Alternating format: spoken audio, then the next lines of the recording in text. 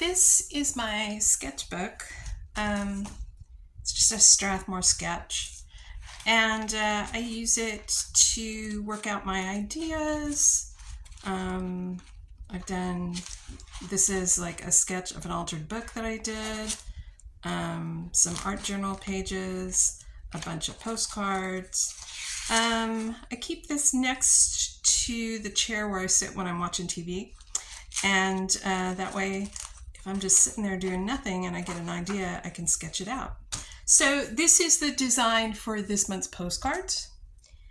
And I started with this little sketch right here just to get the idea down. And then I usually have a blank index card or a blank postcard in the back of this that I can trace around so that I can do the sketch real size. So I did this sketch and I liked it, but then I did this one and I changed the things that I didn't like. So I moved her down, I made the hat bigger, and rather than doing a circle, it's tilted so that it's more of an oval. I removed the crown because I'm pretty sure that I'm going to do all the hats black, and that won't show up, or I can't be bothered to paint it so that it will show up. Made the rose a little bit bigger, added some leaves, and there's less of her body showing, so this is just a tiny bit at the bottom. And since this is also going to be black, it will make it less black for no reason at the bottom of the postcard. So the first thing is I'm about to glue this text page to this postcard base. And I'm using an old phone book. I have a huge collection of old phone books because we don't do those anymore, but they make great papers to do like a little bit of glue and then fold it over and or tear it off and throw it in the trash. So I'm going to apply the glue with a glue stick. This is an Amazon Basics glue stick. I really don't have much of a preference on brand. The only preference I have is that it not be one of the purple ones that turns clear. Those just freak me out. I don't like them. I know people who love them. I just can't. So my text page is on there with a little bit of glue.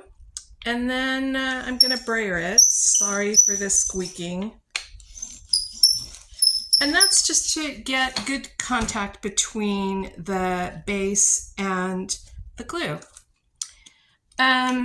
These postcards are pre-printed. I buy these on Amazon too. And I used to cut my own for a long time, and then I used plain white index cards. Now I'm in love with these until further notice. So I just buy the chipboard bases that are already pre-cut, and when I'm ready to make postcards, I just grab the number that I need, and I'm ready to go.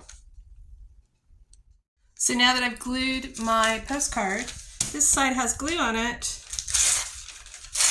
I'm just going to fold this over, and then if I had another postcard to do, I would put postcard here, glue here, and then when I'm done with that, flip it over, postcard here, glue here. So I usually use up about 2 pages per set of postcards because I'm usually doing 4, 5, 6 postcards.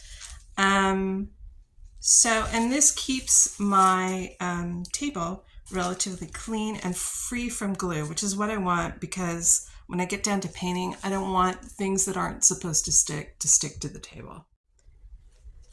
Now that I have my text page glued down and it's dried for a little while, I'm going to apply a coat of gesso.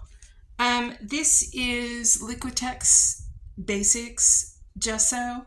It's a cheap student grade of gesso, which works for me because I want some of this text to shine through the gesso, and a denser gesso like the golden professional grade gesso would obliterate this completely. I like to work in sheer layers. So the student grade has less white in the gesso and is less opaque, and that's what works for me.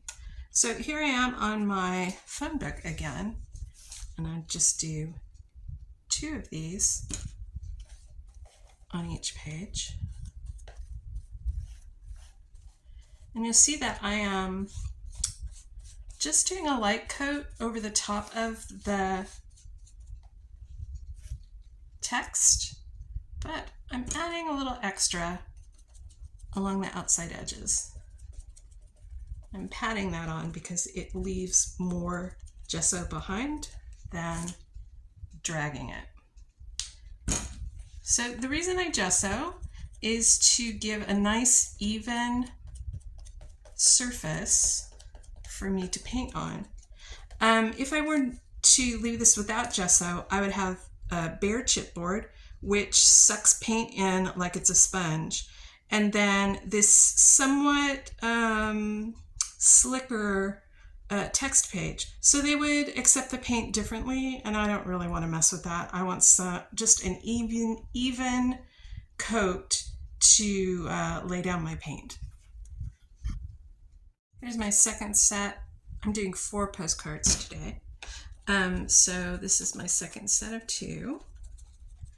And I'm applying this with a foam makeup wedge, which is my applicator of choice. I only mess with brushes for detail work. For big surfaces like backgrounds or to gesso or to seal, I use these makeup sponges. They're very inexpensive.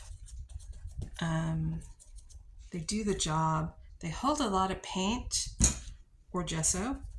And when I'm done, I throw it out because the surface of the sponge, by the time I do 4 or 5 or 6 postcards, the surface that I've been painting with starts to shed little nubs of foam onto my surface. And so there's no point in trying to paint, or there's no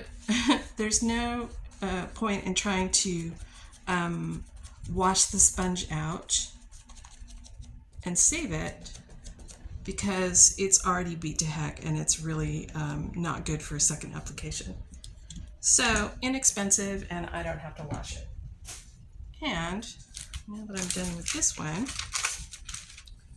I can just tear this page off and throw it away, and I have a clean surface to do my next layer. So now that all my postcards are papered and gessoed, I'm going to let them dry for a couple hours. I really want the gesso to be completely dry before I draw on it with a pencil. Otherwise, the pencil will scratch the gesso off the page, and we don't want that. So this is one of those times where I just have to walk away for a little while and find something else to do.